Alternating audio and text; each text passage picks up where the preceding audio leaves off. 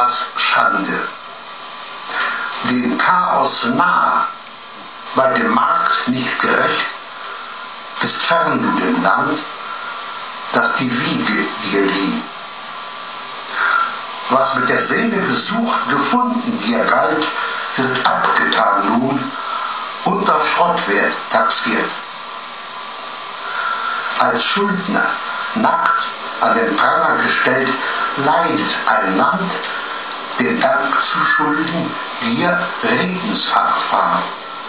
Zur Armut verurteiltes Land, dessen Reichtum gepflegt Museen schmückt, von dir gehütete Beute, die mit der Waffengewalt das inselgesegnete Land heimgesucht, trugen zur Uniform Hölderlin im Tornister. Kaum noch geduldetes Land, dessen Obristen von dir einst als Bündnispartner geduldet wurden. Rechtloses Land, dem der Rechthaber Macht den Gürtel enger und enger schnallt. Dir trotzend trägt Antigone schwarz und landesweit kleidet Trauer das Volk, dessen Gast du gewesen.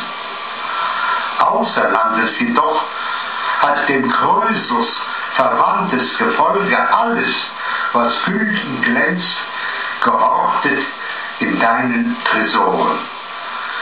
Sauf endlich, sauf, schreien der Kommissare Klaköre, doch zornig gibt Sokrates dir den Becher randvoll zurück.